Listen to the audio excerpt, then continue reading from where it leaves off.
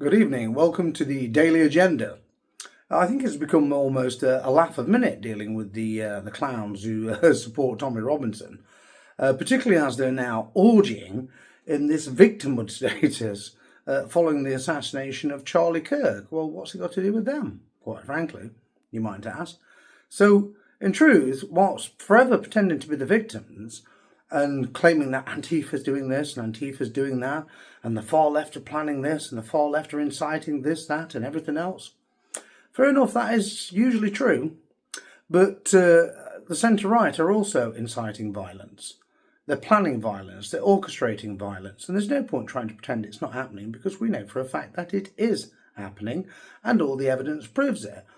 And whilst they claim to be anti-racist, I mean, there is a great deal of evidence which actually contradicts all of those claims. Notably, Andrew Curran, Andrew Saxon, or alias Andy Saxon, involved in the, for want of a better description, I guess you could say a racist killing of a black man, although apparently the two black men involved were carrying axes, and one of them died as a result of having a car reversed into them, and Andy Saxon got 18 months for it. So somewhat shatters the anti-racist credentials. And then, of course, I'm going to play you a clip very shortly in which Tommy's little plastic enforcer, Glen Saffer, has a little rant about black men. Not at all racist in the slightest, at all. But it's good to play these videos because they're embarrassing for them. And obviously they help our cause no end. Because what are we actually trying to do? We're trying to show them up in the truest possible light. Because they're all liars and raging hypocrites. And frankly, I'm completely tired of their hypocrisy. Tired of it, and I won't tolerate it. And the video with Saffer is quite amusing.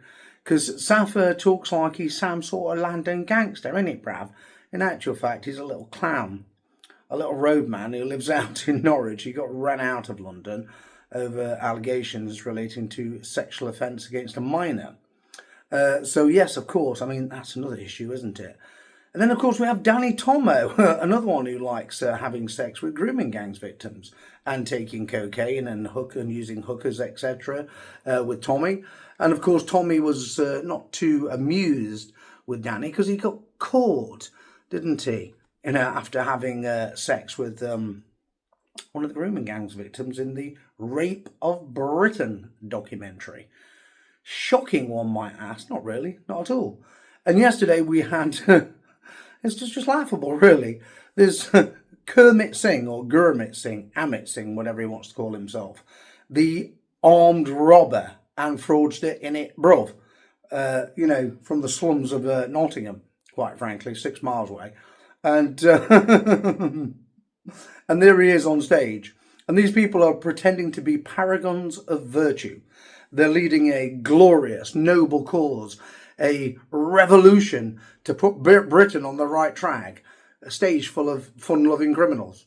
Yeah? And Tommy was stood at the side of him, another convicted fraudster, cocaine user, all-round junkie. And, you know, a couple of weeks ago, we caught Saffer inciting violence against all nationalists, orchestrating, planning, plotting violent attacks against nationalists, using immigrants because obviously he's not man enough to do it himself. He's just a cowardly little troll.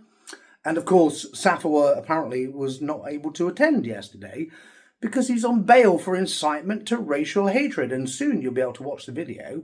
No, this video, I must clarify, is not the reason why he's on bail for incitement to racial hatred, but it begs the question why he wasn't on bail for incitement to racial hatred before. He pretends to love black people and brown people and mixed race people because his daughter is in a relationship with, well, a black man, apparently.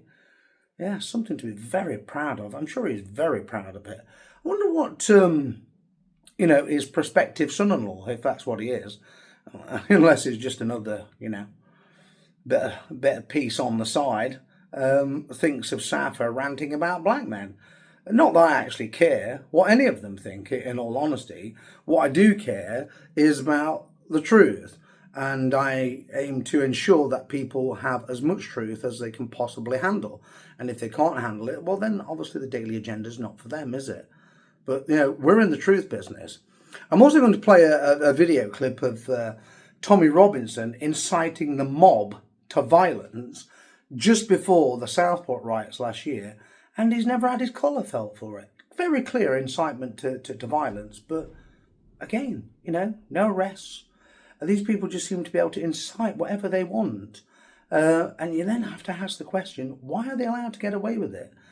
Might it have something to do with the fact that they're actually working for the deep state? Oh, I can hear the shock, horror, the guffaws, the outrage. Really? Absolutely. Well, Jada Franson previously on the Marquis show exposed the fact that Tommy had a special branch handler in 2015 when she met him in Bedfordshire. I've never doubted it. I've seen countless evidence of the centre-right colluding with bent coppers, quite frankly, to frame people like me.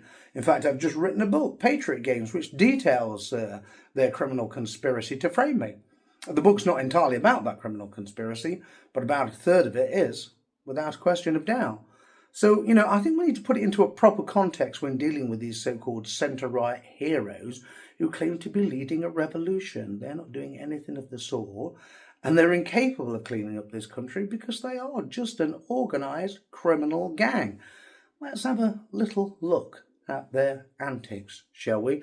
Let's start with Saffer and then move on to Robinson.